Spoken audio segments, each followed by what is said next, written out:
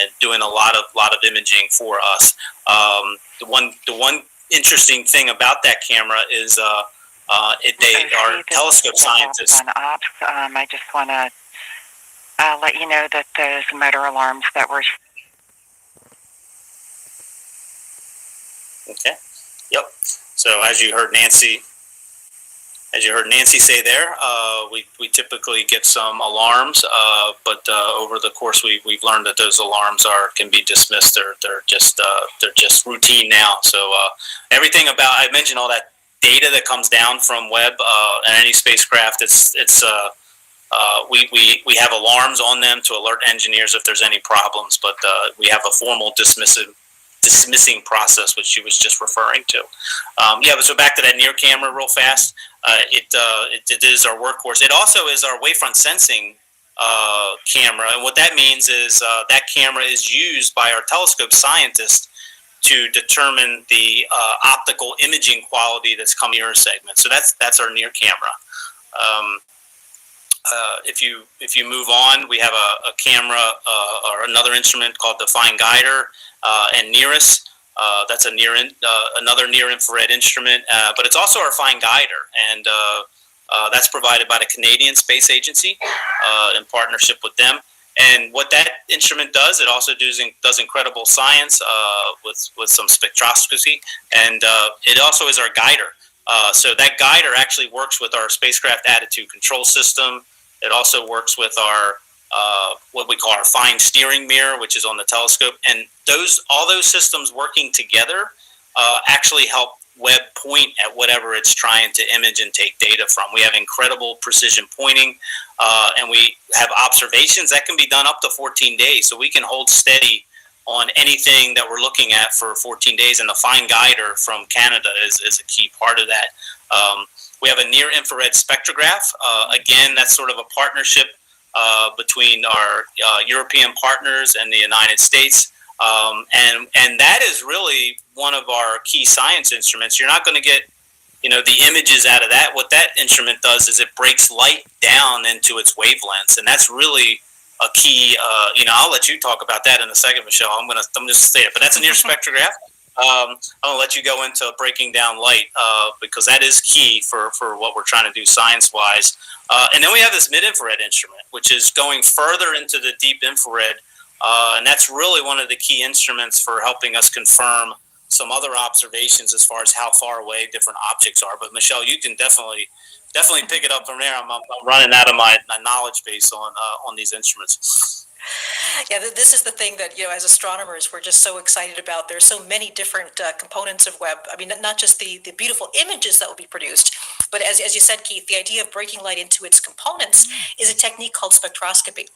And this is really an incredibly powerful technique because you might ask yourself, when astronomers say, we know what the stars are made of, they're made of, mostly hydrogen and helium, but usually a little smattering of everything else.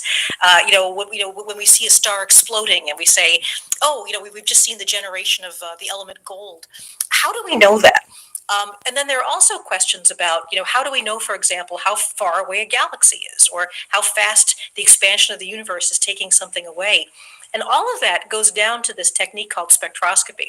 So very simply put, spectroscopy is separating light out into a rainbow. That's really all it is.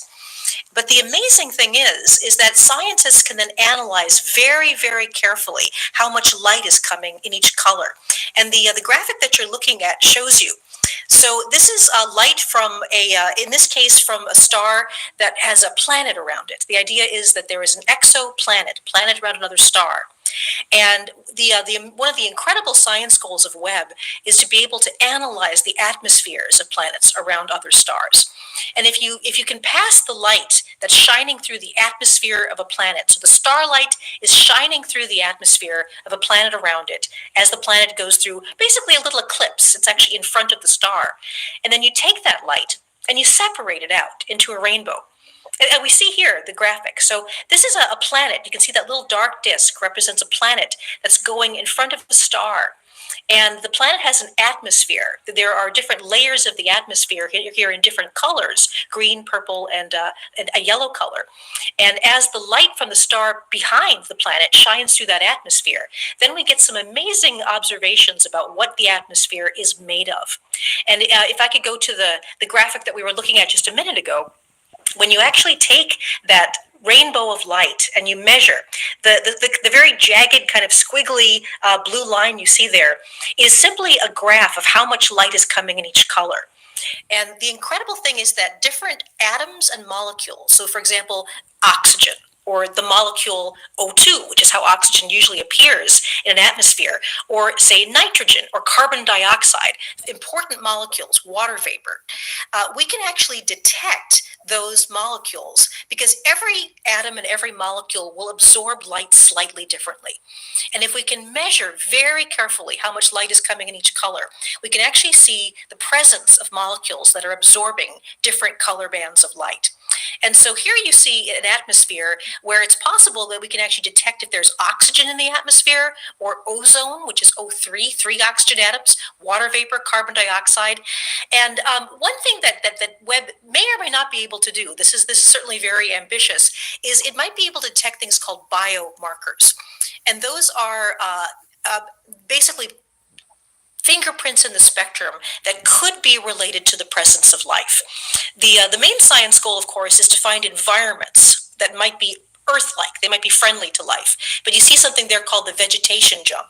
And that actually may be present due to plant life absorbing certain life. And while we don't know that this will be possible, the main thing that we're looking for are environments friendly to life. There is a small possibility that we could actually look at an exoplanet and see something that indicated a possible likelihood of life there. So that's something that's very exciting for us. So that's about spectroscopy.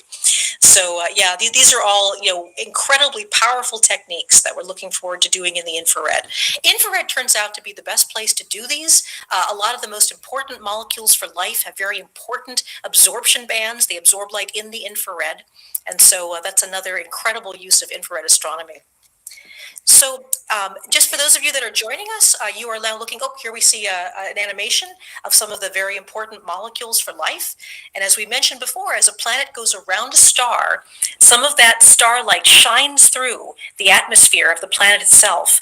And when that happens, we can look very carefully at the different colors that are absorbed. And we actually find out what chemistry is in that atmosphere itself. So you see that the starlight shining through the atmosphere of a planet around another star and eventually ending up inside the James Webb Space Telescope, and we'll be able to analyze it from there.